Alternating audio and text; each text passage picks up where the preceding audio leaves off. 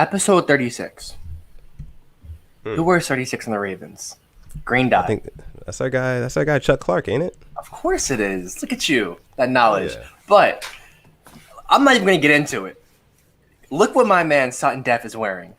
Can we talk about this? Oh, come on, man. We already told y'all. We already told y'all what was up, man. Like that Purple Rain podcast merch is coming. It's on the way. It's on the way. Let me move out the Purple Rain chains out the way real quick. He said, yeah. If you never believe him, he's going to show you. Yeah, we got it right here. You know what I'm saying? We got the little patch on the side here, the little Cloud Rain Gang patch, and on the back of it, it actually says #Rain Gang, which is pretty cool. So yeah, the Purple Rain merch is on the way. And by the way, we didn't forget. We did not forget. We did hit 1,000 subscribers, so we are still doing a giveaway. We're still doing a giveaway. We just have to figure out how we want to organize it exactly. But we do know one thing is going to be a requirement to be eligible for the giveaway. What is of course, that? you have to subscribe to the channel. Okay. You also have to be following the Purple Rain Podcast Instagram and follow both me and Alex on Instagram or Twitter, one of those. Yeah. Okay. So as long as you're doing that, you'll definitely be put in the running to win it. But we just want to figure out a little bit more exactly how we want to organize the contest or the giveaway. So, but it is coming though. Purple Rain Podcast merch. This is just the shirt. We got there's some shorts too. I'll make sure you guys that at the end of the episode or something like that if you guys stick around. But yeah, man, like my guy Alex said, this is Purple Rain Podcast, episode 36. Yes. Yeah, 36. And let's just get out the way. Where can they find you on Instagram and Twitter? Because they're going to have to follow you. Yeah. Yeah, you're right. You're right. If you want to follow me on Twitter or Instagram, you can follow me at Sutton Def. It's at SUTTONDEF. Shoot me a follow, shoot me a DM, shoot me a mention. You know what I got. You know what I love to say to you guys, man. I love chopping it up. So make sure you guys go ahead and follow me on all socials. And this guy over here, his name is Alex. You can find him on Twitter at SimplyAS10. The L is a capital I on Twitter. And on Instagram, you can find him at SimplyAS10.prod, exactly how it is spelled right there on the screen. So make sure you are following both of us. And also make sure, most importantly, you're following the Purple Rain Podcast Instagram, the official Purple Rain Podcast Instagram, which you can find right above my head up here, somewhere up there.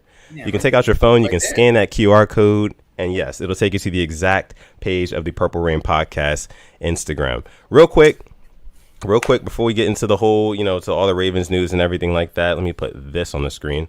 Before we get to the Ravens news, like the video. Let's get that out the way real early. Like the video, guys. It helps us out a ton. We just hit 1,000 subscribers, so thank you guys so much again for that. But yeah, make sure you guys are liking the video. And if you're not subscribed just yet and you enjoy the content tonight, make sure you hit that subscribe button as well. But Alex, how are you doing, my man? Fantastic. Amazing. Good news came out today. Great news came out today about the Ravens. Yeah. And let's just dive head on into it. Why not? You want to dive into it? Let's do it. Sure. Real quick before we dive head first, I just want to see who's in the chat here. We got our guy Snipe Gang Douglas is in here. Of course, our guy K Dog is in the building. Shout out to K Dog, one of our moderators. K Dog's a mod, right? Yeah, he's a mod. Yeah, of course. Yeah, absolutely, yeah. Rush said, y'all peep those shorts. The shorts are. I'm gonna show y'all the shorts too. Don't worry. Click One is in the building. Cam Neal, KLA Sports is in the building. Click One. Shout out to our guy Click One. Tyler Sugart is in the building. Our guy Ramey, another mod, is in the building. Shout out to all you guys for coming out and joining the live stream tonight. NFL Productions, Sis, Diesel, Nicholas Branch, all of you guys. Everybody. Yeah. It's nothing new. It's the fam. We're here. Yeah. Now, just to let you guys know, since we did hit 1,000 subscribers, we're now able to what do you call it? What's the word for it? I think it's missing. Super chats. Super chats are monetized. So the channel is now monetized. So you can actually send super chats through the YouTube chat tonight. So if you want to support the channel, donate to the channel, then you can definitely do that. And of course, anytime you put a super chat in the chat room, we're going to bring it up as soon as we possibly can and talk about whatever comments that you have posted there. So we just appreciate you guys for getting us here. And we still have the questions segment. Oh, yeah. Of course, we still have that. That's never going away. You know it. I know it. Okay. Right. We've let it go too long. Let's do it. So, news comes out today that Sammy Watkins is visiting the Ravens tomorrow. Okay. What was your first reaction? Because we missed on Juju Smith-Schuster, missed on Kenny Gallaudet, probably going to miss on Allen Robinson. Right. Sammy Watkins. How do you feel about Sammy Watkins. So like you said, Sammy Watkins, he's coming to the Ravens to visit tomorrow, and he's actually got an interview with the Colts on Wednesday. A meeting with the Colts on Wednesday, which is very interesting as well. But my initial reaction to this news was, it feels just a little bit too little, too late. You know, I think since we whiffed on Kenny Gallaudet, we whiffed on Juju Smith-Schuster, a bunch of other players, Allen Robinson, we couldn't get the Chark deal done, or at least not yet. It feels like this is kind of a reach. It's kind of a reach. You know, you got a guy in Sammy Watkins who, yes, you look at his tape, you look at the plays he's made in his career, he looks good. He's also familiar with the Ravens offense. A lot of people don't know, but in 2015, he had his best season underneath the offensive coordination of none other than Greg Roman, who is our current offensive coordinator.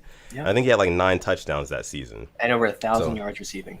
Exactly. So, I mean, he's familiar with the Ravens offense. He's also Keith Williams? Keith Williams is also his personal wide receivers coach, too. I think that held more of like him coming here than Greg Roman does, to be honest.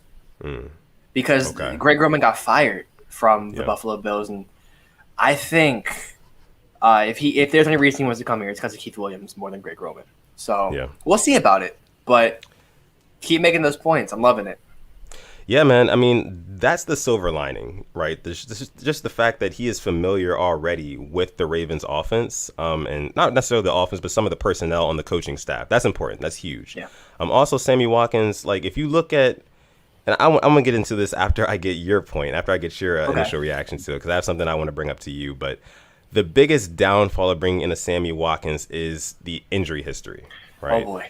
So that's something that, you know, us as Ravens fans, we can ill afford injuries, especially in the playoffs, because we needed a number one, quote unquote, number one, and to question even if he is a number one wide receiver, we'll get to that in a little bit as well. And you guys let us know whether or not you think Sammy Watkins is truly a number one, or he could be. But the injuries, you know, we cannot have guys going down, especially around the playoffs, because we need those big time wide receivers, especially in the playoffs, because that's where we've been lacking in the receiving core in the postseason. So as long as he can stay healthy, that would be ideal. But if he can't, and we sign him to a deal that's kind of breaking the bank, we could look back on this move and very well say that, you know, it didn't pan out all that well. Now, of course, we didn't sign him yet, but we might. So much speculation. Right. Okay, so in 2015, Sammy Watkins put up 1,047 yards and 9 touchdowns in Greg Roman's offense. He had 5 games over 100 yards receiving. I'm the complete opposite. I would love the signing. It's not what I originally wanted, but it's what the team needs. It needs somebody who's been there, done that. Dude shows up in the biggest games. He burnt Richard Sherman to a crisp in the Super Bowl 2 years ago when he was with the Chiefs. There's a reason why his name is Playoff Sammy. I want to see Playoff Sammy and Playoff Hollywood together because it can be something great. Now, I'm not expecting a lot, but I'm expecting something. And the injury history does scare me. I've seen Chiefs fans say, you're going to get one amazing game of his, and then he's going to get hurt. Yeah. So I would like the signing, but don't break the bank. Please do not. And if you know how the Ravens are. If you come into Baltimore and if we want you, you're not leaving without a contract signed. That's just how it is. So I think if he leaves tomorrow without a contract, kiss him goodbye. He's not going to be a Raven. Right. Yeah, I think so too. I definitely agree with that. I find it interesting that you say playoff Hollywood and playoff Sammy could be like a dynamic duo. I never thought of it that way. And I know kind of like the big thing is, you know, the Ravens, they want a big body receiver, somebody who has that frame. I believe Sammy Watkins is like 6'1". I think he's 6'1", if I remember correctly. We can pull it up. I'll pull it up real quick. Which is like, I think 3rd or 4th on the totem pole in terms of height in our receiving core. So I like that. Everything kind of stacks up, right? Everything, it fits. It would be totally a Ravens move. 6'1", 205. Okay, perfect. It would be a totally Ravens move, and I wouldn't be mad at it, but it's just like, I don't want us to spend too much money on it just for him to get hurt. And I don't wish injury or, you know, anything like that on anybody. Of course not. But it's just facts, like, though. It's just facts. When you look at the history, it is concerning, at least a little bit. But yeah. Real quick, we have over 100 people in here already, about 10 minutes in. So thank you guys for tuning in tonight to the Purple Rain podcast. If you're not already subscribed, go ahead and hit that subscribe button because we just hit 1,000. We're still growing. We're going above and beyond that, So, and make sure you also like the video too because that helps us out a ton. You guys don't even know how much that helps us. Go ahead and like that video. But yeah, I also wanted to bring up to you this, right? Okay. Sammy Watkins primarily plays in what spot on the field on the receiving core? More on inside, I believe. When I was more on the inside. He's more so mainly like slot. A lot of drag routes I saw. He was always open over the middle for Mahomes, and that's where he beat us a lot in that Week 3 game last year. He was just in the middle, just all alone, nobody near him. He was finding the soft spot. He was getting himself open, and that is what this team needs. This team is so vanilla with their routes. We need some some backyard football, and that's what Sammy Watkins can do. He just came out of the backyard offense of the Kansas City Chiefs. He knows how to get open. Yeah. That is a big thing. I like that you brought that up too. Like knowing how to get open, especially because you got to think about how vanilla our offense is. And I don't expect us Week 1 come out swinging with a totally different, totally new passing offense. But you know what? That game against the Dolphins 2 years ago, I didn't expect that either. You're right. So they put 59 points. I was expecting a win, but not 59 points. So you never know. But if you're a betting man, a betting person, you wouldn't say a breakout game, but you never know. With the Ravens, you honestly don't. Right. But I mean, like you said, again, like just somebody who is good at, finding their way open. That's what we need on this offense because it's clear that you're not always going to get schemed open, at least not in this passing attack. You're not always going to get schemed open. So you actually have to take that opportunity for yourself. So getting a guy like Sammy Watkins, as long as he can stay healthy and on the field, I definitely think it is an upgrade. Yes. It is an upgrade to Willie Snead. It's an upgrade to Willie Snead. And I want to talk about Sammy Watkins versus Willie Snead, but we have our first official super chat on the Purple Rain podcast that was submitted by our guy Darius the Official. Okay. Can you bring it up here on the screen? Thank you so much, Darius. Darius is a huge supporter of the channel. He's been supporting for so long now. I can't even remember always when DMing me. We'll join. Yeah, exactly. Like he's so cool. He's so cool, man. So big shout out to you, Darius, and that's huge. You're our first donation to this channel, so we appreciate you, man. He says, I'll take Watkins over Willie Snead. Shout out to the Rain Gang, and just wanted to show you guys some love, man. Keep up the good content and keep grinding. We appreciate that, man. We really do. Thank you so much. Thank you so much. Thank you. But you literally hit the nail on the head. I was just about to get into Sammy Watkins versus Willie Snead. So I went ahead and I did a little bit of digging. Right? Okay. I wanted to know who has had the better career. So I'm just going to read off to you guys some stats here. Now, mind you, Willie Snead and Sammy Watkins both came into the league in the year of 2014, and they both played exactly 86 games. Really? Isn't that something? I thought that was pretty cool. Yeah, they both played 86 games. But Sammy Watkins injury prone. Does Willie Snead get hurt? He missed a game or two because of COVID this year, but that's something to think about. It is. It is definitely something to think about. But let me read you some of these receiving stats that they have from the beginning of their career to currently. So Willie Snead has racked up 16 receiving touchdowns to Sammy Watkins' 33 receiving touchdowns. Wow. When you talk about receiving yards, Sammy Watkins has 4,665 to Willie Snead's 3,393. Sammy Watkins has a total of 321 receptions. I'm sorry, I can't talk tonight. And Willie Snead has 275 receptions. Now, that's from 2014 all the way to 2020 this year.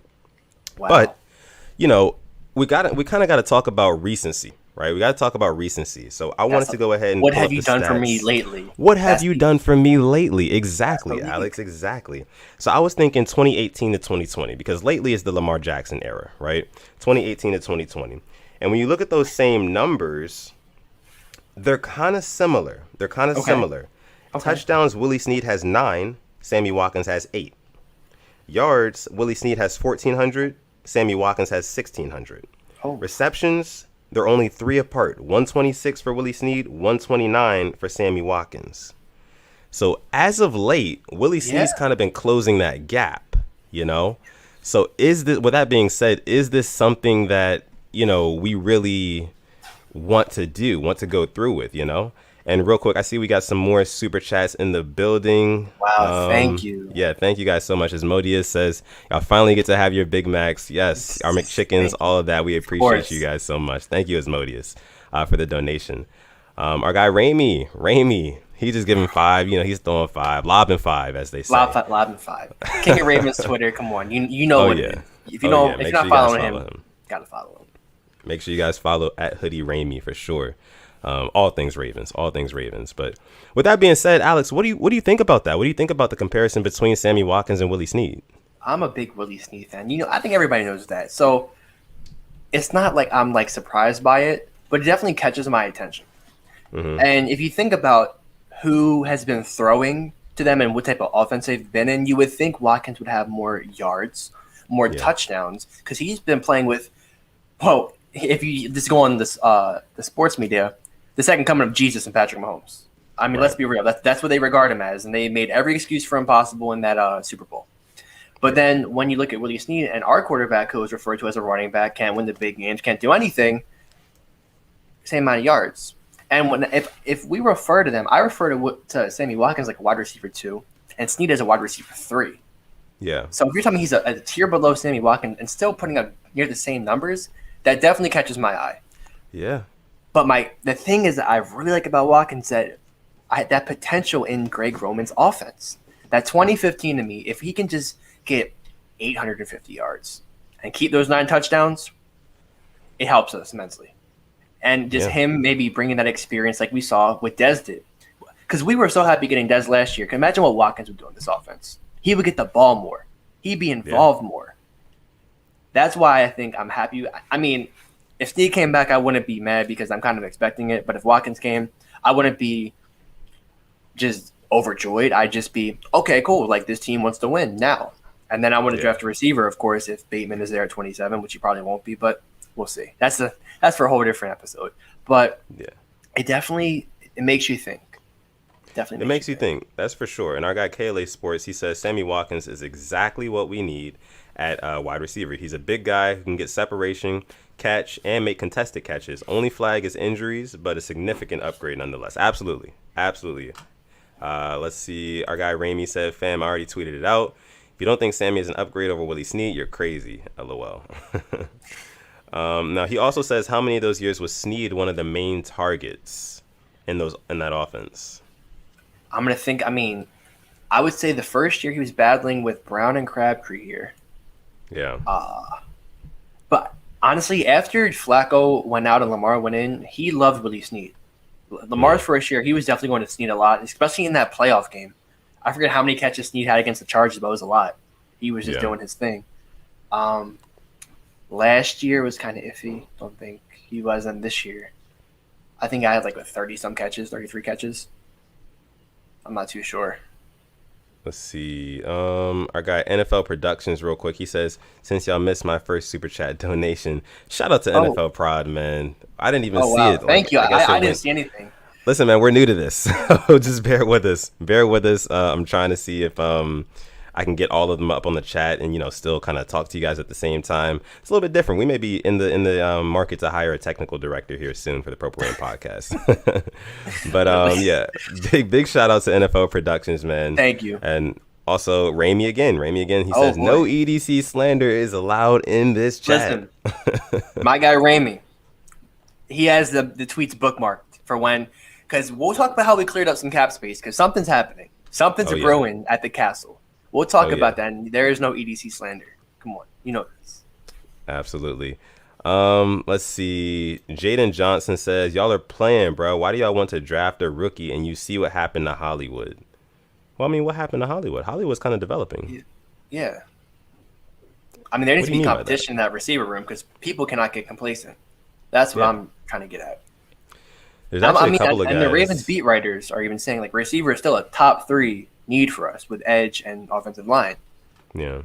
So if somebody's there that you can't pass up, like a Patrick Queen last year, how we felt at 28, if Bateman is there at 27, I would take him. Yeah. Absolutely, I would too. We definitely I think we'll definitely go receiver at some point in the draft. Let me see. King of Puja also says, y'all missed my super chat, guys.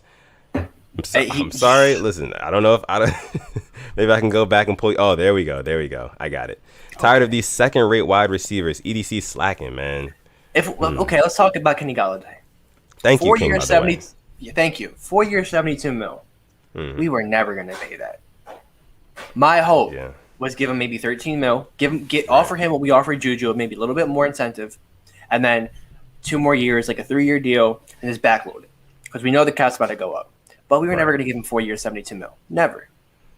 Yeah, that was way too much, way out of our price range. So, I mean, you say second-rate wide receivers, but when you really think about it, there was only a couple of true number ones that were in the free agency pool this season. And those guys, for the most part, were out of our price range. Gallaudet and Robinson are the only ones I can think of.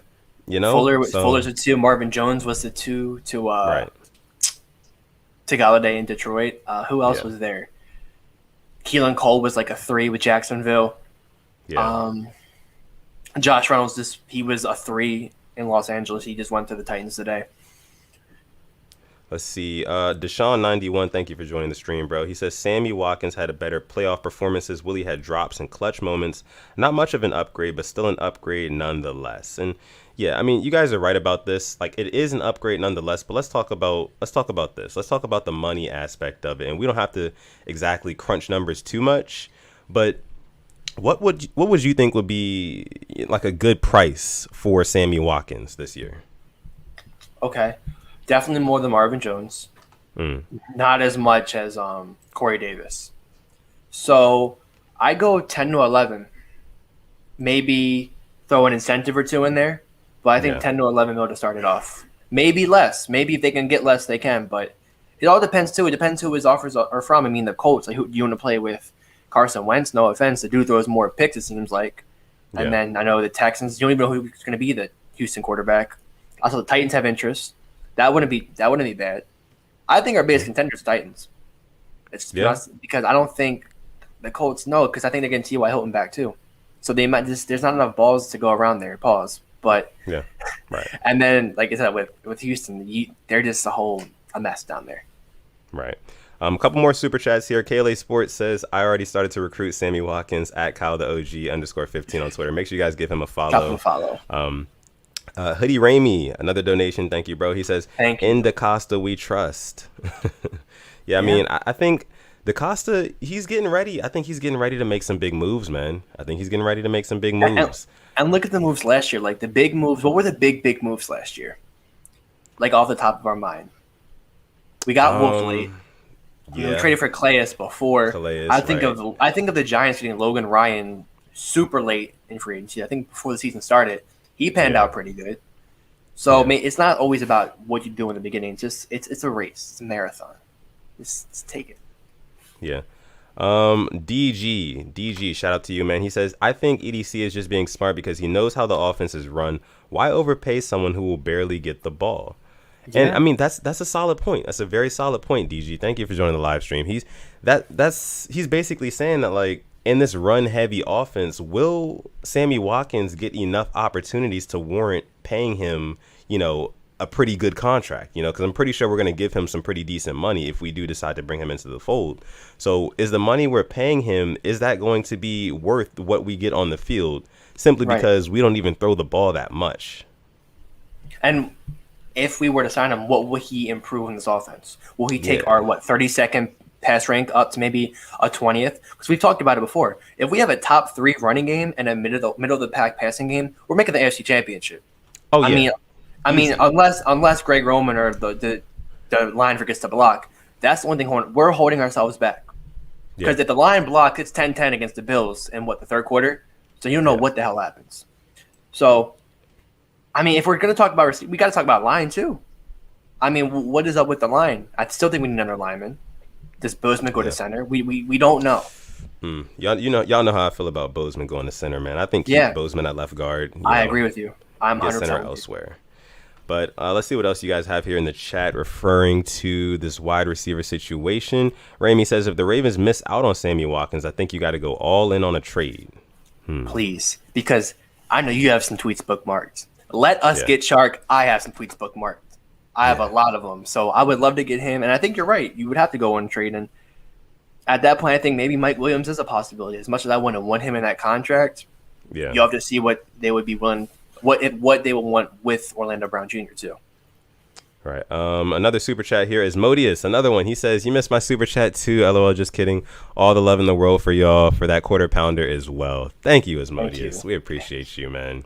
He didn't lie. He said he was going to when we could. Yeah, he did. He's been saying it for a while. Donshay Posey says, "Yo, what's up, Rain Gang? What's up, Donshay? How you doing tonight? Yeah, thank you for joining.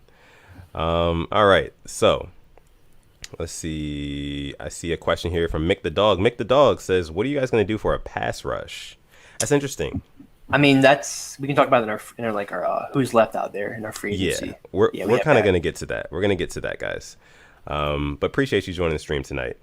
Let's see what else we have. Looks like we have another super chat in here from our guy NFL Productions. Oh, yes, he says trade for that man Michael Gallup, like Raimi was putting out.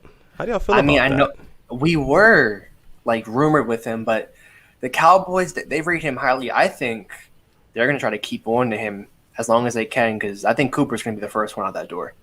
Because they have CeeDee Lamb. Yeah. You got Amari Cooper and you got Michael Gallup. And Michael Gallup has to get paid next year. Right. So he'd be cheap this year, but what do they want for him? And I would take Gallup in a heartbeat. It's just kind of, we have to pay a lot of people next year. Got to pay Mark Andrews, Bozeman.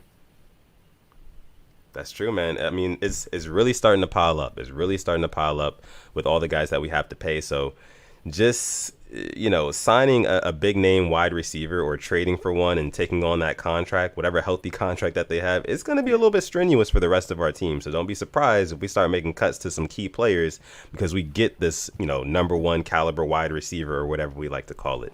All right, another super chat from my guy, the Trib 1. Thank you so much for joining the stream and donating to the channel tonight. He says, "I do not want Sammy Watkins. If we get anyone, they should be better than Hollywood, and he is not. Okay. I say we trade Hollywood for a wide receiver Orlando Brown. Yeah. I say we trade Orlando Brown Jr. for a wide receiver or picks. Julio Jones." Ooh.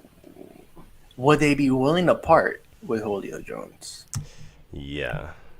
Maybe after the draft, because they got Calvin Ridley, but maybe they get somebody to partner with him. Maybe it's tough, man. It's tough. Julio Jones, I don't see them giving up him, honestly, but it could happen, and it would be a very Ravens move for them to get him. It would. Real quick. We have 158 viewers. Thank you. Woo! We have 80 likes. Thank you, guys. 80 likes. Wow. Can we get to 100? Can we get to 100? 20 more likes. Can we get to 100 likes, please? Like the video. If you're just joining, like the video. And if you're not subscribed yet, make sure you subscribe to the channel because, listen, those of you guys who are watching and are new here, we put out new podcasts every Monday. Monday. That's Monday. Every Monday and every Thursday. We go live at like 7 or 8 o'clock. So just make sure you guys are subscribed. Also hit the notification bell right next to the subscribe button so you guys can be notified every time we go live. But yeah. We're going to go ahead and move on to our next chat here. You guys are just coming through with the super chats. Man. We appreciate it, man. We appreciate this so much. King of Pujo says, EDC cannot skate freely. He needs to step up. He has stepped up in recent years. I mean, getting Marcus Peters, getting Ngakoue, great midseason signings too. I just think it's just the way this offseason is with the cap. That's why I'm not really too worried about it. Yeah. Because there's still so many good players out there. I mean, we're going to go through who's left, and you'll be surprised at some of the names. Because these guys were top guys 3 years ago. So he's going to make his – and we have 18 mil. We freed up some cap space. He has something in his back pocket. Get ready for it. Yeah, it's definitely looking like he has something in his back pocket, and we'll get to that in a little bit too. But shout out to you, King, for giving us the donation and for joining the stream tonight, bro. We appreciate it. Let's see. Noel Chase says, hey guys. Hey Noel, how are you doing tonight? Thank you for joining the stream. We appreciate you. What else do we have? I saw another super chat in here from one of our other guys, the Spirit of Ogun. Shout out to the Spirit of Ogun. Thank you for the donation, bro. He says, speaking of trades, he says, do you think Orlando Brown Jr. will get traded? Also, what offer would you love for an Orlando Brown Jr.? Second question, if we fail to get Sammy Watkins, what about Zach Ertz? Okay, do we think Orlando Brown Jr. will get traded? And as the days go by, I'm starting to say no. Because we are not getting what we want. And if he is not traded by the draft, he's not getting traded this year. That's my bold prediction. Okay. So we have a month and a week to trade him. Will we do it? I don't know. Oh, man. There's been no rumors either whatsoever. I feel like it has to happen, though. I mean, it should. The beans have already been spilled. He's already said he wants to, play left tackle. He wants that left tackle money. He wants to play left tackle because of his father and everything like that. So, and Ronnie Stanley's coming back. So it's like, how are we going to get him to play? I don't know. So we'll see.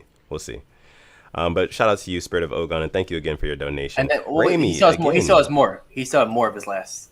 Oh, shoot. I forgot. He said, what offer would you love? I know what I want. I'll let you go first. Man, y'all know. Listen, we've talked about it, man. We want that Chark trade. We want that Chark deal to get done, man. We want that in a second rounder? I'm saying we swap our first. I think they have the 25th. We'll move up 2 picks. Right. Chark. Okay. And a second.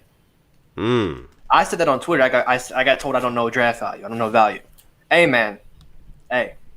I know EDC. He be making the moves. And remember, we'll talk about this real quick. Jaguar fans, look at me. We took Calais Campbell for our 5th round pick. Imagine what we'll do when we get in contact again. It'll be even worse. Look at me. I'm the captain now. Yeah, I'm the captain now. All right. If we fail to get Watkins, though, Ertz. I saw the Colts and the Rams are looking at him. Nothing about the Ravens. I mean, I think with the signing of the guy, the trade with Jackson, I don't know his name. It's just Josh Oliver. Josh Oliver. Yeah. Man, you know his name, man. You're just being petty. I didn't. I'll be honest. You made a whole video. Make sure you guys go ahead and subscribe. It was 38 seconds. It was 38 seconds long. Make sure you guys go ahead and subscribe to Simply AS10 on YouTube as well. That's my man's highlight channel. If you want to see all the highlights for all these players that we could possibly get, make sure that you guys are subscribed to Simply AS10 as well. And thank you for your question, Ogun. Yes. Ramey, he says, when are people going to realize that we are not playing Madden? Hey. Yeah, I mean, you're right. Certain teams turned the cap off. The Patriots turned it off. Chiefs turned it off. I don't know. Let's see. All right, let's see what else we have from you guys in here. OMG says, at Purple Rain Podcast, hey guys, crazy news today for Ravens fans. Hello, OMG. Appreciate you for joining the stream. Crazy. Let's see. Hemo4 says 160 people here, so can 8 of y'all like the video so we can get to 100? How many likes are we at right now? Let me know. That was 3 minutes ago that he put that in there. We are at 98. 2 away. 98. 2 more likes. 2 more likes, guys. 2 more likes.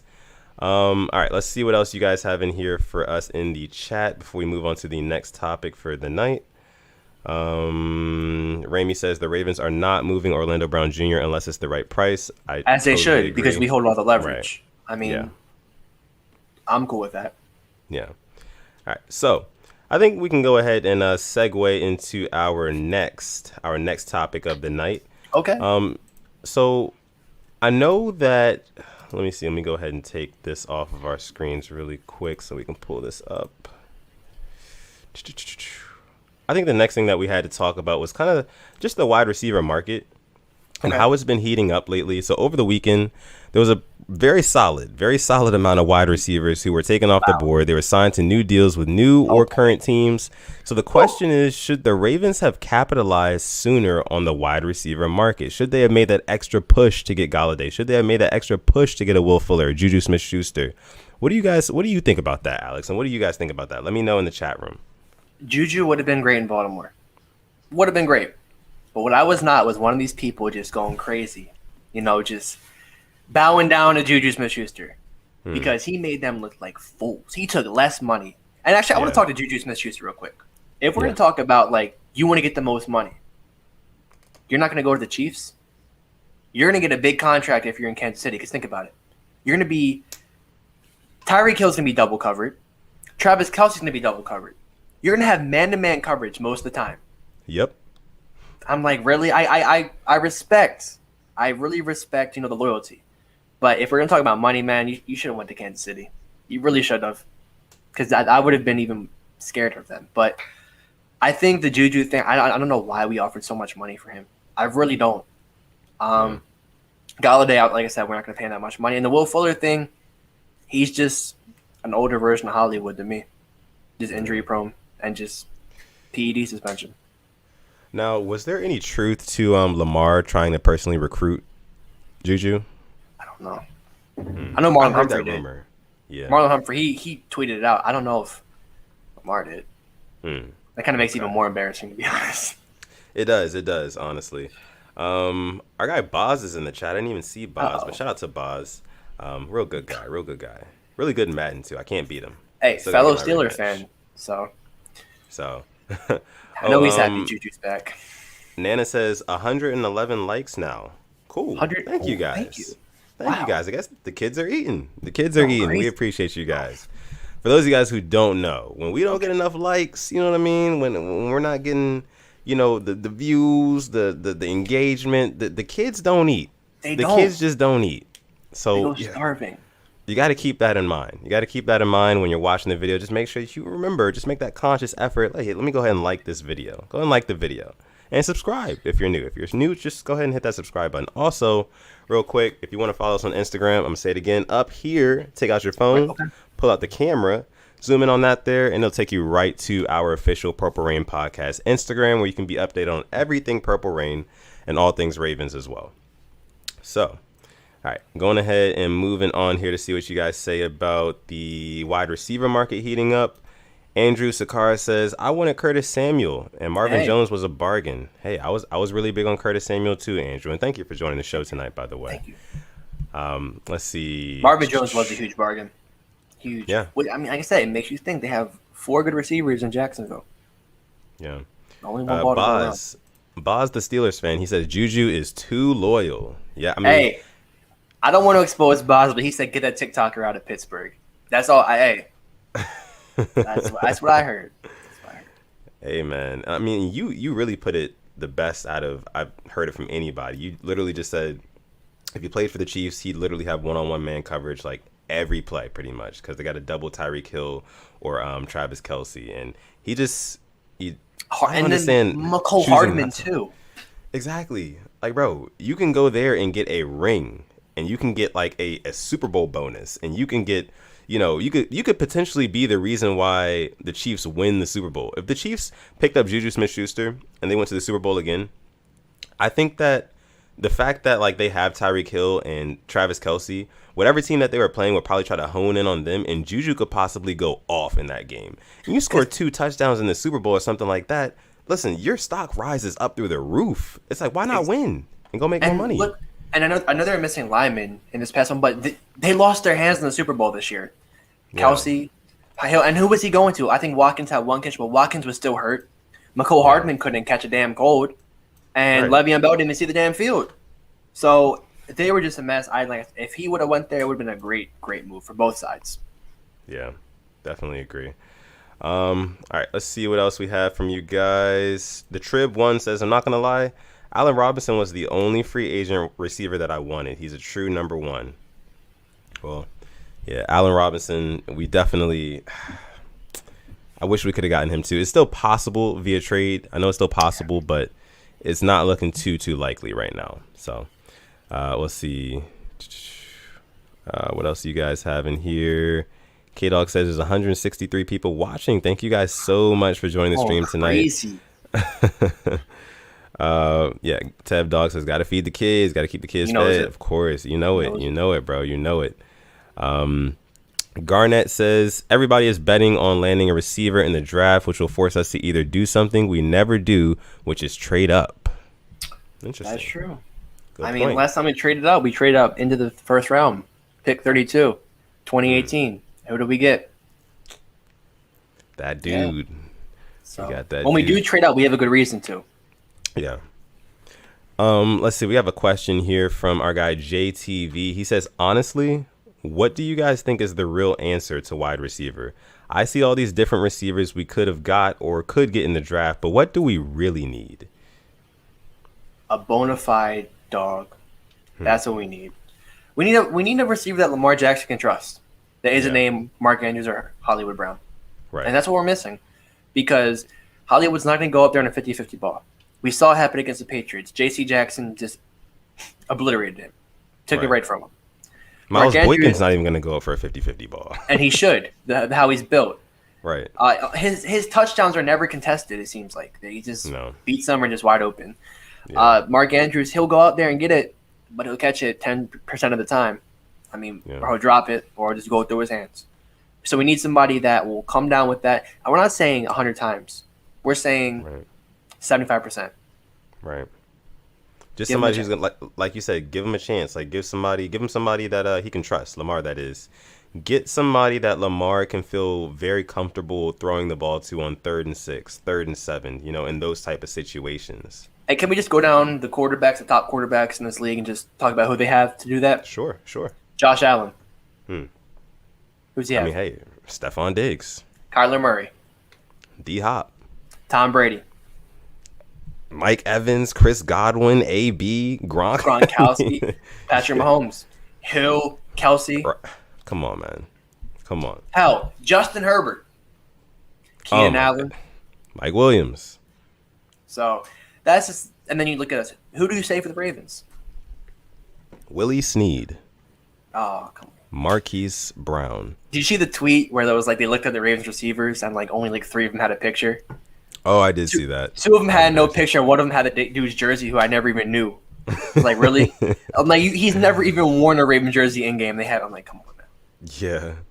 Yeah. Let's see. We have another super chat here. King Apujo. Thank you, King. He says, do all of these moves even matter if Giro is still here? And he brings up a great point.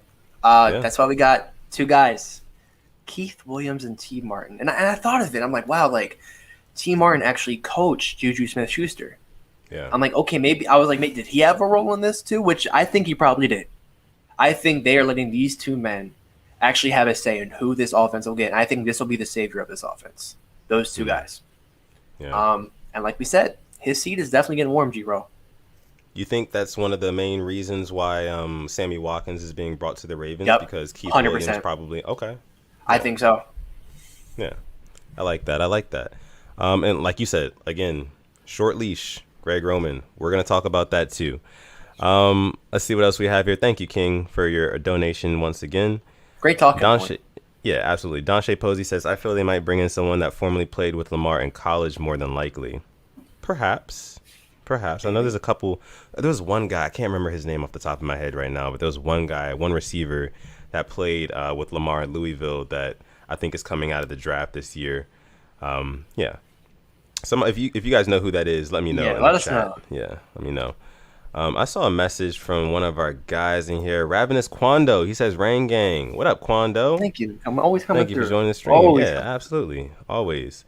Let's see. Love West says, I feel like Juju wanted to go to another team, but felt obligated to go because of the TikTok. Yeah. He just wanted to stay in Pittsburgh. He didn't want to go to a whole new locker room and where most of the guys in that locker room probably been calling him TikTok boy for the past year, and he would have had to make new friends, and Juju probably didn't want that. He didn't want that. But yeah, I think we can go ahead and transition to our next topic here. I see our guys in the chat. You guys are telling me it's Dez Fitzpatrick, who was the one who played with Lamar. Ravenous Quando says it himself. He says Dez Fitzpatrick would be a great addition to us if we draft him. He's familiar with Lamar Jackson. Okay. I like that. And thank you for all you guys who would put that in the chat as well. Thank you guys so much. The Rain Gang research team.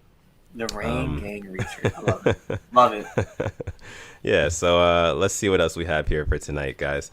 So I think we have 175 people in the chat right now. That's a record. That's a record. That is a record. Thank you. Wow. Thank you.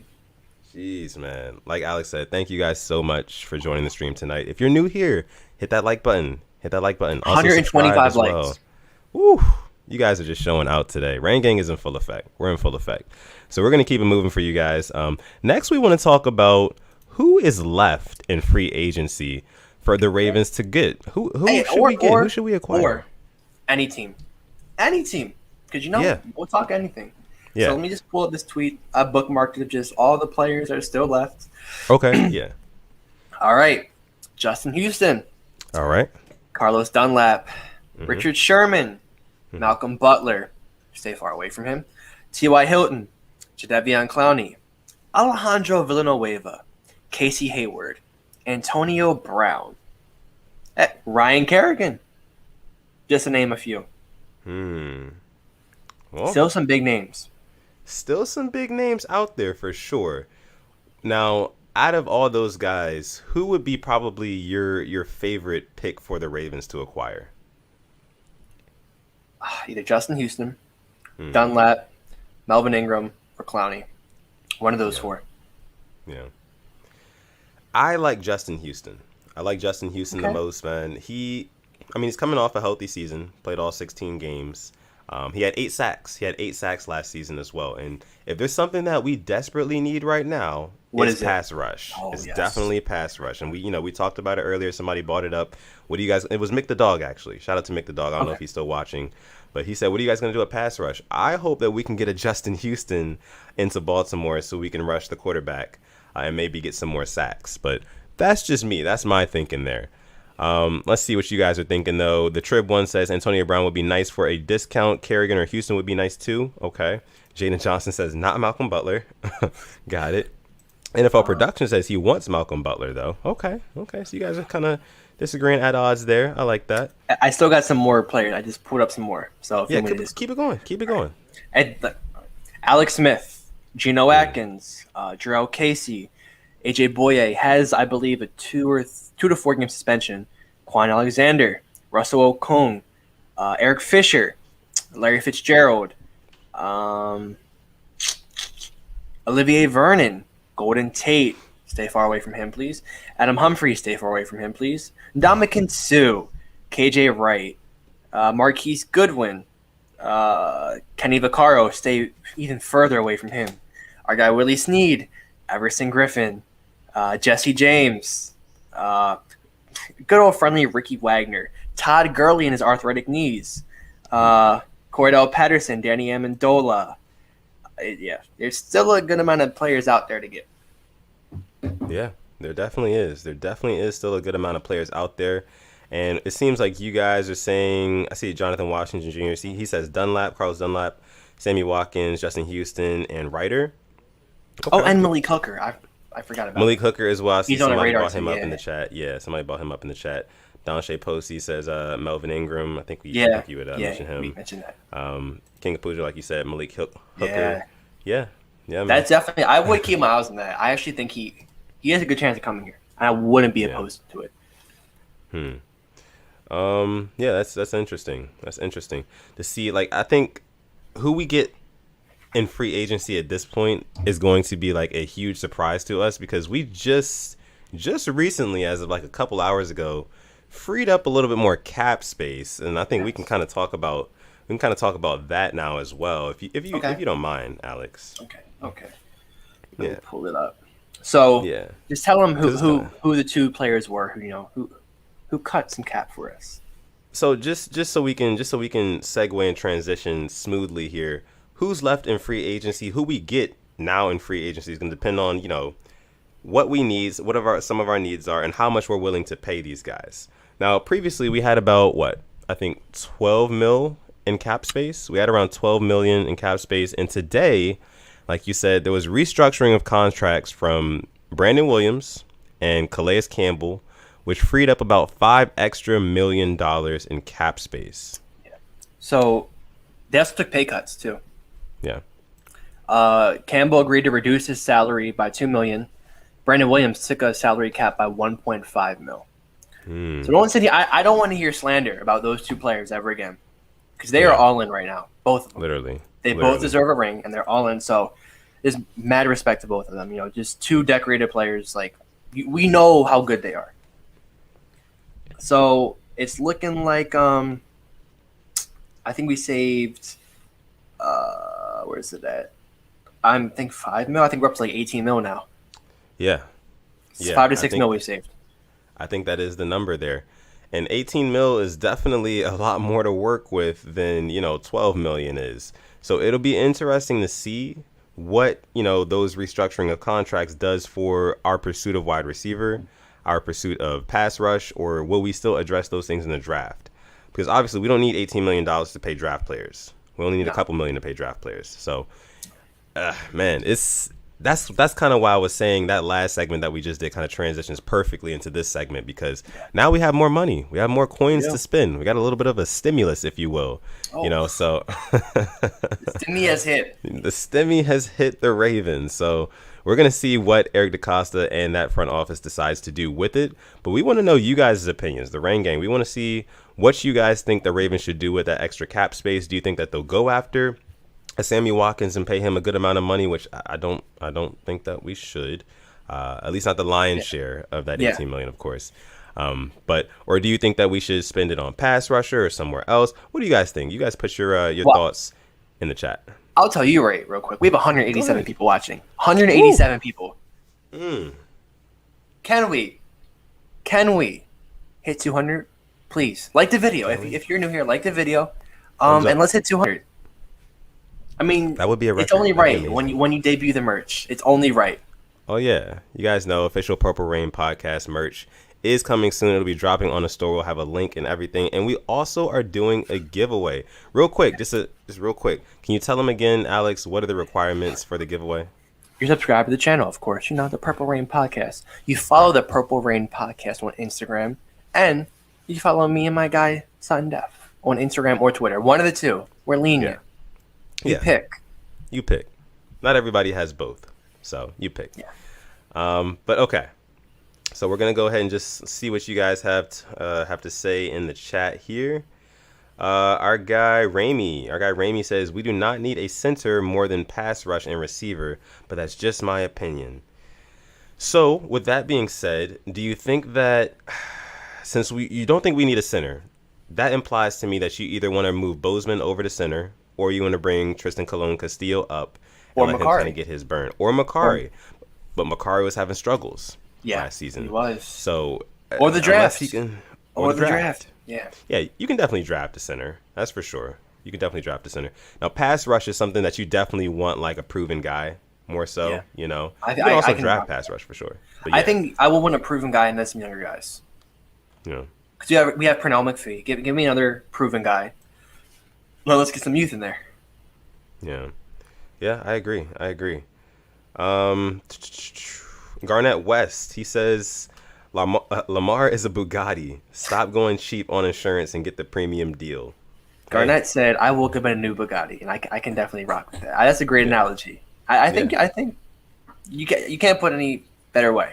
We are going cheap on him. We've gone cheap on him, whether it be Seth Roberts, whether it be what else do we do for him? We bring in just random. We just get rid of his third tight end. We don't replace him. He loves those three tight end sets. The whole offense loves him. The whole fan base loves him. You're right about that.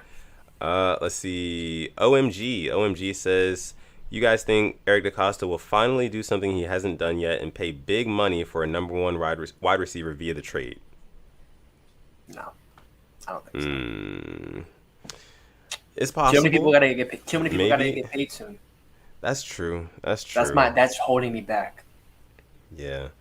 If only we can get Allen Robinson for a steal, that would be awesome. But like Alex said, probably not gonna open the wallet for a big name wide receiver. 3 legs away from 150. So thank you. Oh, nice. Yeah, thank you guys so much. Adit Mahmood says, I think that we are in trade discussions at the same time we're talking to Watkins for a reason. Whichever happens first is how we get a veteran wide receiver. Okay. Who do you think we're in trade discussions for? Yeah, let us know. Let us know. I'm telling you, let Chart come to Baltimore. All right. It's gonna be a party on this damn podcast. Calling everybody out. Mick the Dog, he asks, who is going to take Judon's place? To be determined. That's right. Same with Ngakoue. Right. Yeah. Let's see. Who got to get paid? Everybody's got to get paid. Trib. Everybody got to get paid. We have a JTV. JTV, he says, we need a center, but we don't need to act like center is our biggest need. Though it is important to have someone to snap the ball. And, I tell you guys this all the time. Every play starts with the center. Every play starts with the center. So we definitely need a center. Without a center, a good, consistent guy playing at the center position, we might as well just call it quits because our offense is not going to be able to do anything if we can't start the play. And we hit 150 likes on the video, the stream. So thank you. Wow. Thank you. You guys are really showing out tonight. We appreciate you guys so much. So much. All right. Let's see. Another one from Ramey here. He says the Ravens feel comfortable with Bradley Bozeman at center. Why can't we just look at Dickerson or Humphrey in the draft? I like those options or opinions rather than paying for one when we got other needs. I like those options rather than paying for when we got other needs. Okay. I can't argue with that either. I mean, and I wanted Hudson. I wanted Mac. But there's no point now. What? If you go for these guys that are left, it's not worth it. Just stick with what you have because then you're paying for something you really don't need. Yeah. Because right now we have 3 centers if we wanted, Bozeman, Makari, and then TCC. But I think they're going to keep Bozeman left guard. And if worst came to worst, we have moved Bozeman to center. Yeah. And then we have the whole draft. So, like I said, edge and edge receiver, and I'd say maybe right tackle we got to look at too in case we do trade Orlando Brown. But that's still to be determined. All right, so we see Gooch Eman. He says, got to get AB and Watkins. What do you guys think about that? I wish. That's a total makeover, right? That'd be fun. that would be fun to watch. It would. It definitely would be. I saw you somebody get 2 else Super Bowl champions in that receiving room. Yeah, that'd be insane. NFL Productions, one of our mods. Shout out to all of our moderators in the chat. We appreciate all of you guys so much. He says center is not a problem. The problem is spamming shotgun. That's true. Pistol formation, and it's just so predictable sometimes. Let Lamar go out of the under center. Right. I bet you it'll just those bad snaps will just go down immensely. Oh yeah, and I mean it'll definitely throw off defenses too because literally the only looks we give them is out of the pistol formation mainly. Yeah. So it's like hey, mix it up, G-Ro, mix it up. But Willie, yeah. I don't know. Let's see. We have 191 people watching. 9 away. Ooh, 6 away. 194. Oh, wow. Wow. Appreciate all of you guys for joining tonight. Boz says, are we hitting 200? Maybe we might. We might hit 200. Let's do it. Wow. On episode 36 of the Purple Rain Podcast. Make sure you guys hit that subscribe button. Also, hit the like. Thank you guys so much. NFL process, stop putting Lamar in shotgun. Yeah, we agree. KJ says, sign Edge in free agency, trade up for Bateman, and draft Creed Humphrey in the 2nd round. Okay, he's got it all figured out. Will he be available in the 2nd round? Yeah. I'm thinking it depends. It does depend. And I'll tell you what, after seeing what Kyle Pitts ran today, oh my, I would love to have him on the Ravens. What did he run? I didn't. A 4.46. See, Kyle Pitts is a receiver. He's a whole wide receiver playing tight end, bro. Bro, I saw that wide receiver. Oh my god! I'm like, you know what? I will eat the Mike Williams deal if we can somehow get the 13, and somehow Pitts was still there. Because my, whoever gets him, wow, man, that would be amazing. Let's see. All right, let's see. We have a couple more here. Addict. What's up, man? Thank you for joining the stream tonight. He says, you think we get Justin Houston or Aldon Smith or look at edge in the draft? I'm thinking both. I definitely think a veteran pass rusher is going to be in Baltimore. We don't know who. Yeah. Let it be in Houston, Smith, Clowney, Melvin Ingram, Dunlap. I think Dunlap's probably going to be the priciest because he had a good year last year. But we'll see. Well, I wish I had some insider information for you. Our guy Ramey says the problem is also coming to the line of scrimmage with literally no time on the clock. Yes. Give the center time to get his look, and same for Lamar pre-snap. Thank you. I thought I was the only one who realized we're just hustling to get a damn snap off every single play. Right. It's at 3 seconds when everybody said it's like what you wonder why we have so many pre-snap penalties because you take forever. Roman's probably I'm not gonna say what he's probably doing up there because I don't want to get in trouble, but he. What are you doing that makes it like it takes forever to call a damn play? You playing with shoe clock one? Because it seems like it sometimes. Yeah, man. Too much. Absolutely. I mean, I agree. I'm in full agreement with you there. We definitely need to get that under control because, I mean, it's just clock management, and that's something that it's kind of worse than on. I feel like it's kind of on Lamar because as a quarterback, you got to like manage the clock really well and like know how to do that. But I mean, he's getting older. He's developing as well, not only physically, but mentally too. So I think Lamar Jackson will take that next step. And part of that will be managing the team, managing the offense better. And you never know. It could be like communication things between Lamar Jackson and the sidelines, maybe after certain plays. He doesn't know if they want him to just, go ahead and dial up the next play, or they're giving it to him in the helmet or whatever, and it's maybe, they may just not be on the same page at all times, and that may be the issue, and that's another thing that needs to be fixed as well. So I think with the whole managing the clock, Titans game, he took the whole damn team down the field in less than 2 minutes, got us a game-tying field goal. We lost the game. It was the regular season game, and then the Browns game, Kareem Hunt scores that touchdown. He drives down the field, gets us in field goal range, and we win the game. So I think it's more on Greg Roman than it is Lamar, because he has shown he can manage the clock. I don't think we have, when we were on Engraven, his questions from subscribers. Let Lamar call some of the plays, and let's just see what happens. And I think that's where we're holding him back. Let him go. He's just like a butterfly ready to fly. Let him. Let's see. Sam Reed says, "Hey boys, just got back from track practice. What's up, Sam? How was Shout it, out man? to you. Let us know how it was. Let us know how that went, man. Thank you for joining the live stream tonight. Let's see. What do we have from you guys here? I had something that was pretty interesting I wanted to talk about from one of you guys. And real quick, hashtag free Prochet. Yeah, of course, always. Giovanni Osborne, thank you for joining the stream, bro. He says Lamar actually got mad in the Bills game because they took forever to give him a play. Yes. I don't recall that. That happened? He was like always clapping his hands like to get him the damn ball, like that too. Oh yeah. And the pressure it puts on these centers to just snap it real quick, and you got to get up and block. It's like you wonder why these snaps are going over the damn head, why they're going left, right, and center, because they're just rushing it. Like, what is it? All great things take time.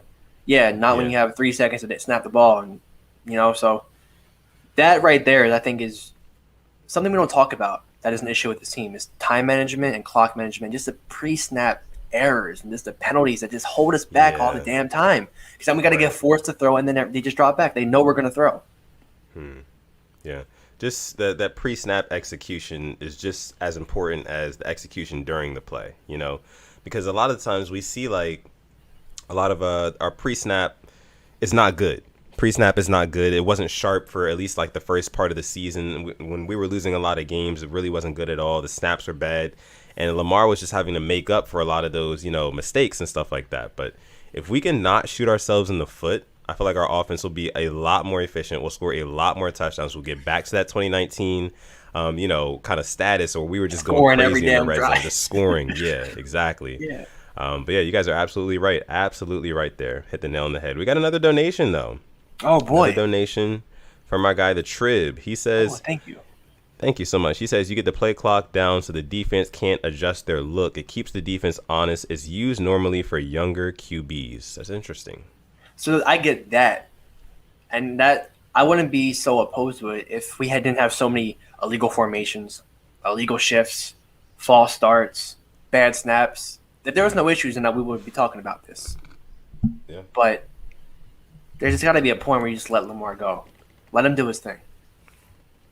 Yeah, you're right. And let's see, Ramey says here, it also doesn't help when you have receivers who don't know what routes they're supposed to run. Cough, cough, Boykin. And running and gets the ball thrown in his back because he didn't make his cut. Oh, boy. Yeah, that was that's fun just terrible. Just terrible. Okay, all right. So we're going to go ahead and move on here to our last topic of the night, our last concrete topic.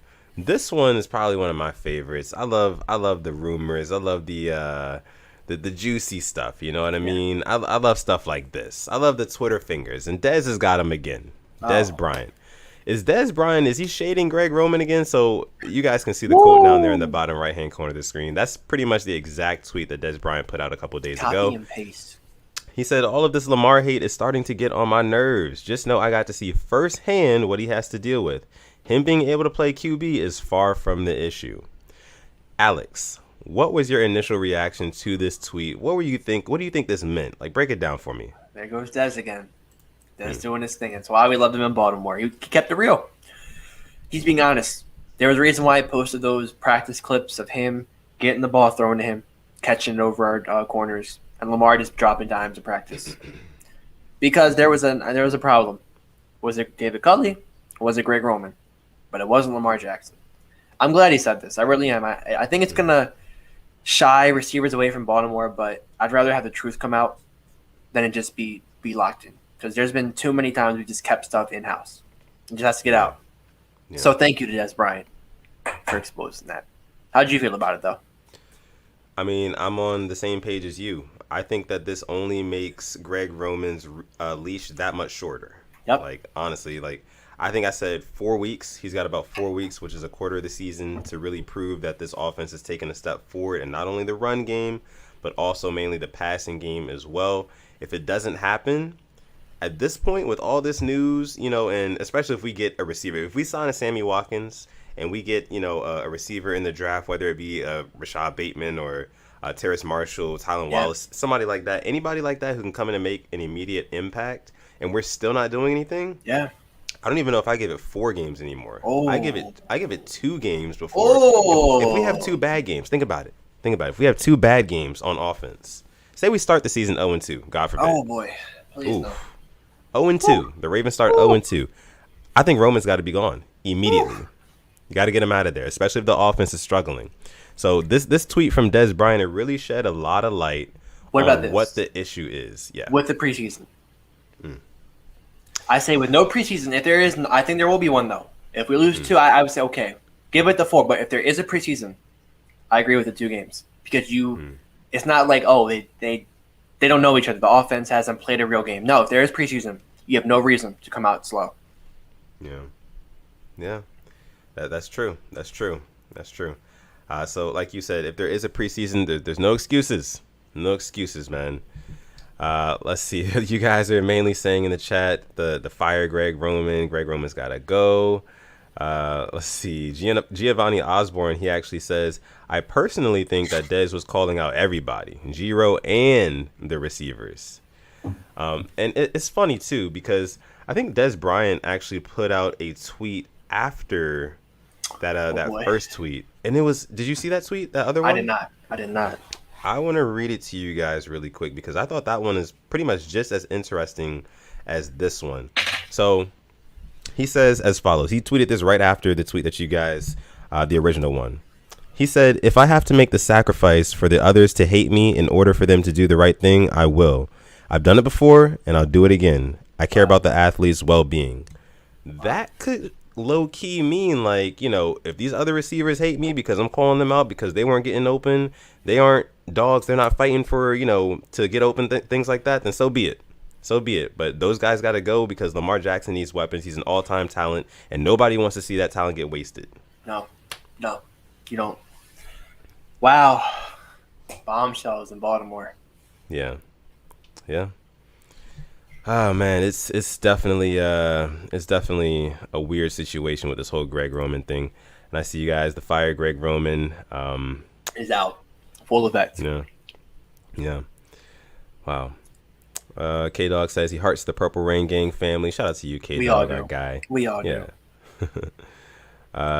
Ewip Chira, thank you for joining the stream. I don't think I've seen you around these parts before.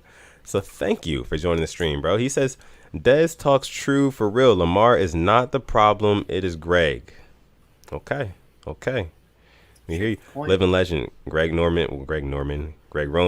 Passing scheme. Greg Noman. His passing Living legend has the best. He is the best man for these people. Shout out to Living Legend. Real quick. Let's see. King says, Roman, he barely gets the preseason for me. King got him on a short leash. He is ruthless. Absolutely ruthless. Oh, yeah. Let's real quick. We have Ramey. He says, off topic. The Colts just signed a left tackle. I'm taking them out of the OBJ sweepstakes. Yeah. Oh, there's a few teams left then. Yeah.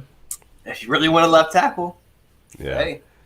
DG says here, if Greg Roman keeps calling QB power on 4th down, oh my goodness, I might lose it too, bro. What he has to do too, take the whole running back direct snap with Mark Ingram. I know he's gone. Throw it away. Burn it. It worked one time. We got lucky. We were playing the Texans. Yeah. We played the Patriots. He just snapped. No. Take it out. That's not going to work. That ain't it. All right.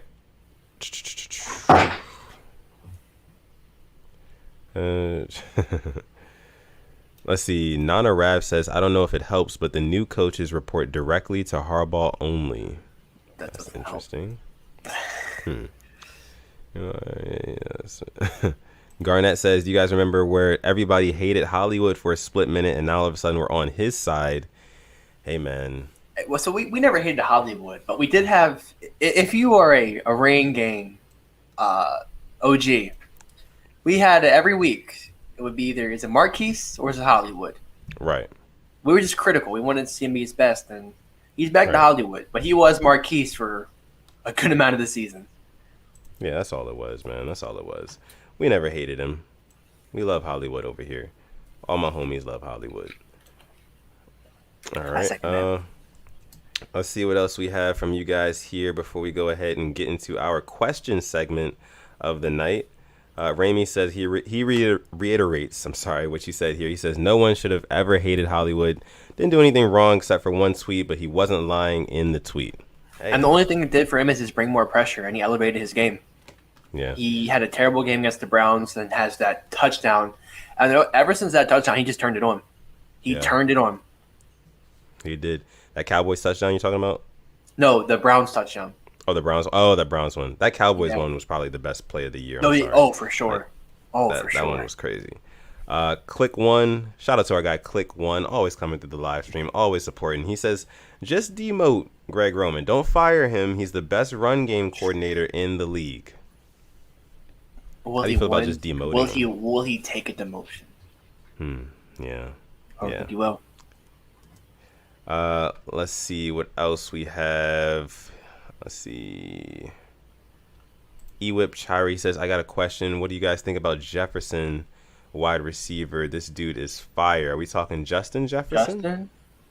Because if you're talking Justin Jefferson, then yes, you're right. He is fire, and I think he definitely has a very bright future in this league. Except to Madden. Kirk Cousins can't get him the ball. That's the thing. I think the Vikings, Minnesota, they need to eventually move on from Kirk Cousins. I think this is last year of his contract. Pretty sure. Yeah, they need to go ahead and move on, get their next gen guy. Absolutely. Wonder who it would be.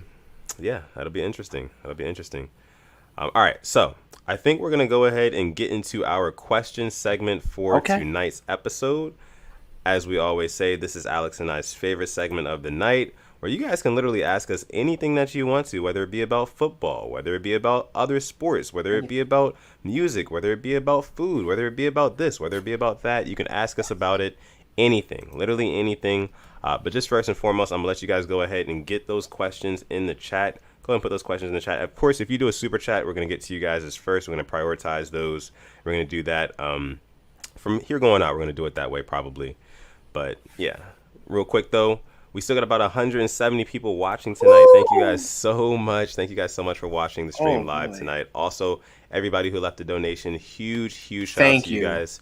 Thank you. Thank you guys so much. This is episode 36. 169 likes too. That's huge. Ooh, that's a record too for like being live still. Yeah. Absolutely. That's a record. We're breaking all types of records tonight.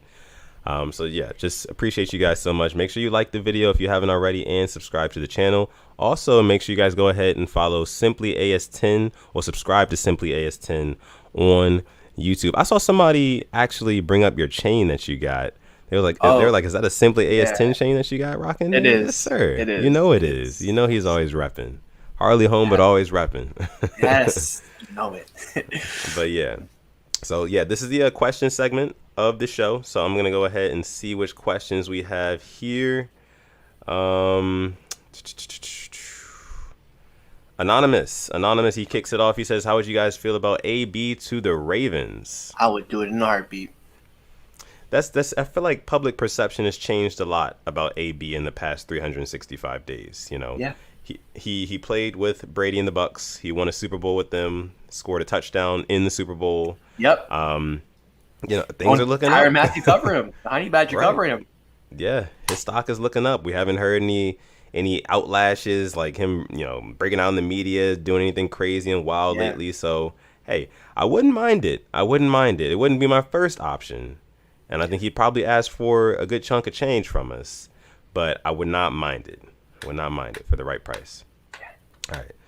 Next question we have is going to come from, let's see, Void. He says, is more Sleaze Mob music coming soon, Sutton? Yes, it is, actually. For those of you guys who don't know, I am actually a part of a music group. It's called Sleaze Mob. You can search us up on YouTube. You can see videos of me, making music and certain music videos and stuff like that. It's really a lot of fun, and I love doing it. So make sure you guys go check that out. But to answer your question, Void, yes, there is more music coming soon. Absolutely. All right. Next question we have comes from our guy, Francisco Torres. He says, would y'all like Tylan Wallace for the team? Tylan Wallace was actually somebody that I just got hip to. He's I can't remember what school he goes to, but I don't even think he's projected for the first round to be like a first round pick. But he is a monster, Alex. Wow. If you don't know who this guy is, like right after we get done, you definitely got to check him out because he is a beast. He's a beast, and we'll definitely have to do like a breakdown on him someday. But yeah, I would definitely like Tylan Wallace for the team, Francisco. And thank you for your question and joining the live stream tonight. All right, so we got our first super chat of the question segment, and this one is going to come from our guy Asmodeus, I'm pretty sure, if I can find it in here. Here we go. He says, would you rather get chased by a pack of velociraptors or a pack of hyenas? LOL, just kidding. Do you think we can trade for DJ Chark? Always these questions, man. Oh, that's funny. Always these questions. Oh, do I think we can trade for DJ Chark? Yeah. 100%. Definitely think we can. It depends what happens with Cam Robinson. They tagged him. He signed the franchise tag. You can tag and trade somebody as long as they sign that tag. Yeah. So I say if he gets traded, then yes. But I'm not too sure. It's just as the days goes by, I just wonder, like, is he going to get traded? Because we haven't heard one type of rumbling about teams interested. We know there are 6, but teams had to drop out. So we haven't heard anything. I'm probably saying like 2 weeks about it. Yeah. So, I mean, I don't know. That talk has kind of like cooled down to the point where we're really not even thinking about it anymore. But you never know. You never know. That's the fun. That's the fun of all this, We could be, into something one day and then we can forget about it the next week. And then a week after that, that one thing can come back up and we could actually end up making that deal happen. So you never know. You never know. I think it's definitely still possible that we can trade for DJ Chark, though. So thank you, Asmodeus, for your question and for your donation, all of your donations. Oh, real quick. Can we pull up the tweet from our last stream? What, we called somebody out. Oh, yeah, we did. Yes. So yeah. While you're pulling up the tweet, I'll just kind of give a backdrop story. So there's a Ravens player who was pretty active with their fans on social media. And, we called them out like, hey, bro, why don't you come on the podcast? And we would love to just chat it up for about 15, 20 minutes. And I posted the clip of us calling him out, and he actually responded. Mm-hmm. So I'm not going to say who it is. I know people probably know who it is. But when you pull it up, you will know who it is. So you can definitely be looking forward to this soon because we will have a player on the Purple Rain podcast. Absolutely. And I think it's something that we probably want to start doing more often. Hopefully we can do it in the future. We want to get insight from whether it be Ravens players or anybody who's, played football, whether it be college players. It doesn't matter. Anybody who can give us some good insight, give you guys some good insight and us as well. We want them on the show. So I want to go ahead and pull this up from, I got to go through Alex's media on Twitter to find it. I can send you it real quick. I can send you it. Yeah, could you do that? Yes, please. Thanks. Because I quoted it today. Okay, cool. But yeah, let's see. In the meantime, I'll bring up another one of the questions we have. All right, I just sent it your way. Okay, cool. Let me bring up these other super chats really quick. King of Pujo says, Simply's compilation after Lamar wins us the chip. Greater than yes. I can't wait. I cannot wait. I cannot wait for that. That video is going to be amazing. I'll shed a tear or two making that because that'll be probably one of my favorite videos ever made. We're talking a million views easily. We can get you there. That's going to happen. So let me just show you guys this this tweet really quick from that it was after last week's episode, and then I'm going to get to the other super chats. All you guys who put super chats in there so far, don't worry, we are definitely still getting to them for sure. So I'm just gonna go ahead and share this screen with you guys. Chrome. All right, so boom. So you guys can see right up there last week where my guy Alex, he shouted out Patrick Queen, no other than Patrick Queen, Ravens linebacker that we just drafted. Yeah, first round pick out of LSU. He said the people want to see you on the Purple Rain podcast because why? The people do want to see Patrick Queen on the Purple Rain podcast. We got a ton of support. You guys could see that Patrick Queen also replied to Alex. He said soon. So you guys can definitely expect that coming soon. We don't know exactly when yet. We know Patrick's a very busy guy. He's a busy guy.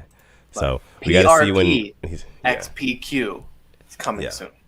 Coming soon. That's on the way. You already know. And we're not going to tell you when. You have to just, it's going to happen. It's going to be a surprise. It's going to be a surprise. So, all right. So we'll get into these other super chats here. I saw that one. Let me go back here. Scroll down. I got to make sure I get all of them.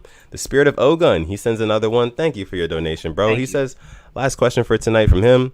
Francis Ngannou or Stipe Miocic and why? So, oh my goodness, I forgot. UFC 260 is this weekend, guys. And we got the two baddest men on the planet, the heavyweight champion, Stipe Miocic. He's going up against probably the scariest dude on the planet in Francis Ngannou.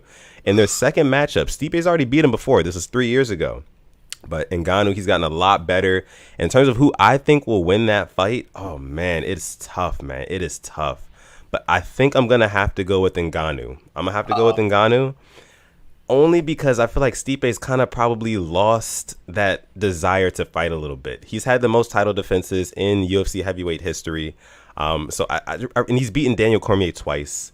You know, he doesn't have anything else to prove. He's probably going to retire, win, lose, or draw.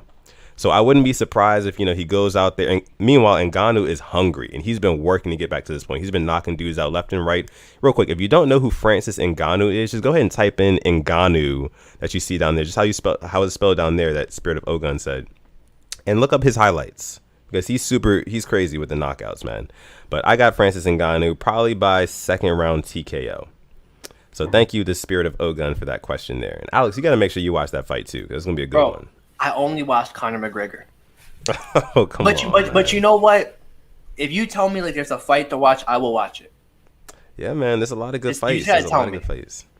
I used to like was it Anthony Pettis? I think he left the UFC, right? Yeah. It was one of the Pettis brothers. I really liked when he left the UFC. So I'm like, damn. Wait, was it Anthony or Sergio? I think it was Anthony because I think I follow him on Instagram. He said like his contract got terminated with UFC and he's just going somewhere else. So I didn't. Yeah. I think he's with one fighting championship now. Okay. So we're gonna go ahead and move on to the next super chat we have here. Comes from Bucho Beezy. Ooh. Thank you so much. I mean, I think Bucho Beezy is new here. I don't think we've seen them in the chat. So. Maybe they watched a couple other episodes, but for the most part, I don't think we've seen them in the live chat. So thank you. Bucho Beezy, for joining the live stream tonight, and also thank you for your donation to the channel. It is greatly, greatly appreciated. He says, or she says, prediction. Yeah, you never know. My prediction: Ravens trade Orlando Brown for 2 first-rounders and a third, and we pick up a tackle in the second round. Not sure still what we do in the first. 2 first-round picks. If we get 2 first-round picks, I'm sending you that shirt he's wearing on me. Remember that. Remember this. Because I just don't think we'll get 2 first. I mean, not everybody is as boneheaded as Bill O'Brien is or was. And there's a reason why he's a coordinator in college now. But wow. That's true. That's true. Yeah. That's the boldest prediction. That's a very bold prediction. But hope it happens though. That'd be awesome for the Ravens. Let's see real quick. Living Legend says simply needs to edit for the NFL Network. I agree. Hey, I hope. One day. But thank you. It means a lot. Let's see. We have another super chat. Another super chat comes from our guy Boz. None other than our guy Boz. He says, proud of how far the Purple Rain podcast has come. It's been supporting since day 0. Congrats on 1 and some change thousand. Most importantly, Haskins MVP. Thank you. Thank you, Boz. We appreciate I'll extend it. He's literally was one of my first 5 subscribers on my Simple AS 10. So, true friend right there. You know, they don't come around often, so having friends like Boz in your life, it does mean a lot. So keep them close to you. Tell them that you love them. Yeah. So thank you. Thank you. Big shout out to Boz, man. Big shout out to Boz. All right, let's see what else we have from you guys here in the questions segment. Cam Neal says, "Rain game making moves, man. You know how we do, man. We know we can't stop." And Cam's he had my back, and because someone was like, "Why are you gonna make a 38-second video?" And Cam was like, "It's the best damn 38-second you'll ever watch video." I was like, "Thank you, Cam. That means a lot. Thank you." Especially when I'm a former player too. That's big. So thank you. Yeah. Let's see. Our guy Click One, he says, "Do you guys think Harbaugh is one of the worst, if not the worst, time management coaches in the league? I can go way back to 2011, where his time management screwed us over. It was also bad against the Bills." I'm going Anthony Lynn. His was pretty bad. That was pretty bad too. But I mean, maybe he's active now. That's why Lynn got fired. Let's see.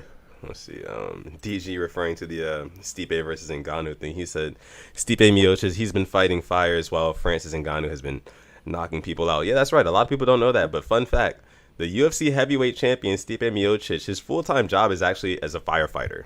He's a firefighter, and he's from Cleveland, Ohio. So that's what he does. So big shout out to him for being a first responder for sure. All right, what else we have? Our guy Pix3XTV. Thank you for joining the stream tonight and always supporting. He's always coming through and joining the live stream. He says, "Would you rather be hit by Ray Lewis heads up or be hit in the leg by an 85-mile-per-hour fastball?" Taking the leg. Taking the 85-mile-per-hour. Yeah. That's what part of my leg? That's my question. Yeah, taking the leg. And by what pitcher? At what pitcher? Yeah. I mean, 85 is 85, isn't it? Or no? It is. It is. But if we're talking Clayton Kershaw, or if we're talking like it depends, because I'm gonna be even. It's just the knowing what's coming and like knowing who it is. I'm not gonna believe it's 85 miles per hour. I'm gonna believe it's gonna be 100 miles per hour. So kind of like on the same token there, Adit Mahmood, he asks a similar question. Would you rather get tackled by Aaron Donald or take a 100-mile-per-hour pitch to the ribs? I'm gonna go with the Aaron Donald. I'm going Aaron Donald. Aaron Donald. Yeah, I'm gonna just fold up. You know what I'm saying? I'm gonna break my own fall. Yeah. You know what I mean? Yeah. I'm not gonna try to like go head up and try to truck him or nothing like that. Nah, that's how I'm gonna get even more messed up. So I saw we have two questions. One from my guy Christopher Swain, and we had the super chat from KLA.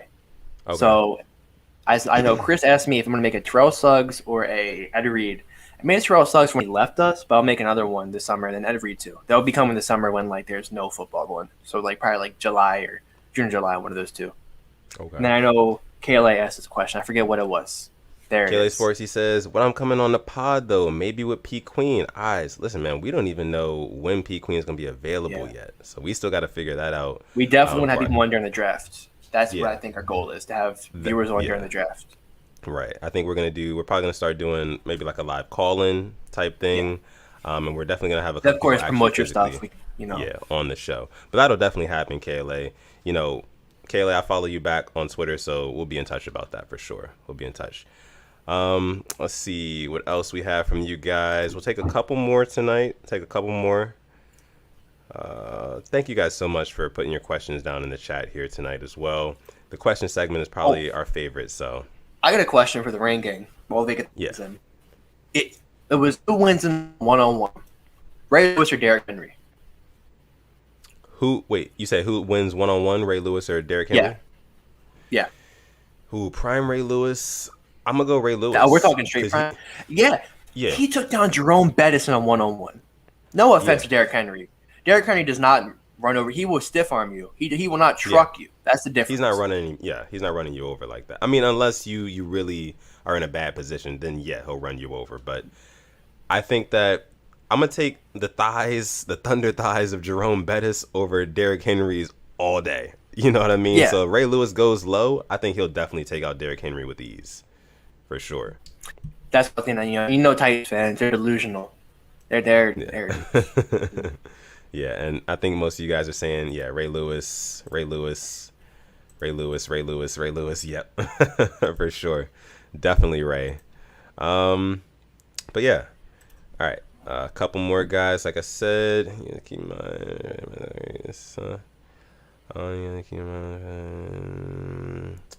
Our guy Pretty Boy Suave says, "I'm watching you guys to keep my mind off the fact my grandma's in the hospital and I'm at work This sucks, guys. Hey, so prayers sorry up to your grandma. Man. Yeah, prayers definitely. Definitely. And yeah, thank you for joining the live stream. And I'm glad that, we can be here to take your mind off things, at least. And that's all we got our Instagram, Twitter. If you ever need to talk to somebody, we're here. Yeah, you know that. You can reach out to us. You can follow us. Well, not even follow us. You can just reach out to us, and we can DM. chop it DM's up. always DM, open. Whatever. Always open. Always open. So, all right. I think we have one more super chat, and we'll go ahead and take maybe one more question, and then we'll get out of here. It says, for your McChicken needs, I started watching UFC when Royce Gracie was active and saw Mirko Cro Cop in Pride. That is impressive, Asmodeus. Thank you for another donation, by the way. But that is impressive. Royce Gracie and Mirko Cro Cop are two of the pioneers of the sport of MMA and the UFC. I believe Royce Gracie was a part of the very first UFC event, and this weekend we're going into UFC 260. Wow. So that is, that's huge that you actually got to see him, and Mirko Cro Cop actually fight when they were in their primes and stuff. So really dope. But thank you again, Asmodeus, for your donation and for joining the stream tonight. Sam Rees says Maze Runner, Hunger Games, or Divergent. 3 kind of similar type film series. I know we all know our guy Alex don't watch nothing but football. Go ahead. He's sports. ATF, all things football, all soccer. There we go. Let's see. But for me, I would probably have to go with the Hunger Games. The Hunger Games was kind of like the originator of that sort of like otherworldly type, different type of society. Some sort of utopia, that things are just different. Maze Runner was a little different from Divergent, but Hunger Games was kind of the originator of all those type of movies. So I would definitely go with that one. That one had the most and best adventure. The stakes seemed the highest, and I really like the concept. So I would go Hunger Games. But all right, so I think Noel Chase also says Hunger Games all the way. But we have one more. What's that? I think it was from our guy Darius. Yeah. Oh, our guy Darius. Thank you, Darius, for another donation. He says, who are you guys' top 3 or top 5 running backs of all time? I'm glad you asked this. For me, Barry Sanders is up there. Barry Sanders, yeah. Walter Payton. Sweetness, for sure. Jim Brown. Gotta be Jim Brown up there. Yeah, I mean, see, the problem is I didn't watch most of these guys play. Well, any of these guys play, really. Yeah. So it's like I can't really, like, say too much, but, like, just based off of, like, I know their legacy, then, yeah, I would probably go with Jim Brown, Walter Payton, Barry Sanders. But Emmitt Smith up there, too. Emmitt Smith, yeah, he came a little bit later. But for players that, like, I've actually seen play. We can do that. Yeah, for sure we can do that one, too. What would you say? Post 2000s. Can we do that? Post 2000s. Okay. So what are we talking like? I mean, I like to look at a list when I'm asked questions like this, so I can really like weigh all of my options. But I think LaDainian Tomlinson, CJ2K. Those are Adrian 2 guys. Peterson. Adrian Peterson, absolutely. Would you put LaDainian in there? I think I'd have to. I mean, just like I said, post 2000. I think you'd have to. Yeah. What's some other guys? Let's see. Just looking at what you guys are saying in the chat here. Arian Foster. I mean, he had a crazy run with the Texans. I mean, not top 3, did have a pretty good run. but it was pretty good. But I Jamal think that's Lewis. probably. I mean, that's just Ravens fan coming out of me. Yeah. Let's see. All right. Real quick, another thing from our guy K-Dog. Thank you again, Darius, for your question. But I think, like we said, LaDainian, CJ2K, and Adrian Peterson will probably be our top 3 from this, the past 2 decades. Our guy K-Dog, he says, Cacti, the official seltzer of the Purple Rain podcast. Have you had it? I've not had the Cacti official Travis Scott seltzers yet. Are they good? They're all right. They're better than your regular seltzer. I'll give them that. Comes out in pineapple, lime, and strawberry. So if you can get your hands on them, I would definitely check it out. 7% alcohol too. Okay. I'll definitely have to check that out. Well, yeah. King of Pujo says, great show, guys. Yeah, I think that's thank you to everybody. Do it for us. Yeah, super chats. This was our best stream of yet. Yeah, literally. And it came in the offseason. Can you just imagine when the Ravens win the Super Bowl, our first stream after that. God. Can you imagine that? Because it's going to happen this year. It's going to happen this year, and you guys are going to want to make sure that you're subscribed for when that does happen, so you guys can enjoy and bask in all the glory with us here at the Purple Rain Podcast. We have a little family here, a little community we like to call the Rain Gang, and we would like for you to join it. So if you enjoyed the content tonight, or whenever you may be watching this, if you're watching the live replay, for example, hello. Thank you for watching. Just hit that like button and also subscribe if you're new, because, I mean, listen, we've got a lot more Ravens and sports and NFL content coming you guys' way, so just be out on the lookout for that. Now, I'm going to let my guy Simply go ahead and take us out with his final words while I go grab something for you guys quick. Okay, I don't even know what it's going to get. Thank you for coming through to the Purple Rain Podcast, episode 36. And as always, you can follow my guy Sutton Def on Instagram and Twitter at Sutton Def. You can find me on Instagram simply as 10.prod. And then, And then on Twitter, simply as 10 with the L being capital I. So I'm going to let my guy show off what he has to show off. And then, we'll just take it out. So yeah, y'all already know what we preview before. Some of the shorts from the Rain Gang. Y'all already know. The Purple Rain Podcast, we got shorts, we got shirts, we got hats on the way, masks on the way, all that stuff. It's going to be available on our website when the link is coming very soon. But the giveaway is also coming sooner. So just one last time, let's let them know what they need to do to win the giveaway. Because if you win the giveaway, you can either get the shirt or you can get the shorts. You have the choice. So just make sure you subscribe to the channel, right? That's the first one, right? Yeah. And then the second one, you want to make sure that you are following the Purple Rain Podcast on Instagram, which you can do by scanning that QR code up there and following us on Instagram. And you're also going to want to make sure that you're following me, Sutton Def, and Simply AS10 on either Twitter or Instagram. One or the other. Yes. That will make you qualify for this giveaway. And I think we're probably going to go ahead and put it together officially for the next episode. So Thursday, we'll announce the official rules and, the timetable for the giveaway and everything like that. And we'll take it from there. Yeah. But yeah, like we said, the Purple Rain merch is here. It's on the way. And you guys are going to be able to order it very, very soon. So yeah, with that being said, though, that was all I had from you guys. Thank you. Living Legend says dope merch. K-Dog says the same. Pix3X says he will be getting it. Appreciate it. Simpy Sweet says, I'm going to cop. Appreciate it. Thank you guys so much. But I'm going to let Alex take us out for the night. All right. Well, I have an essay due at 11:59 tonight. I started to do like 400 more words. So the Rain Gang and YouTube always comes first to me. Contrary to popular belief, it comes first. Then squad me a second. But of course, thank you for coming through episode 36. Best episode of all time. Let's do better next one. It's always about doing better. Yeah. We can be happy now, but what can we do to get better? And we're going to get better. You can believe that. Just wait for that draft stream. It's going to be one to remember. So thank you for coming through. And as always, stay positive, test negative, and most importantly, call God. And we're going to catch you guys in the next one.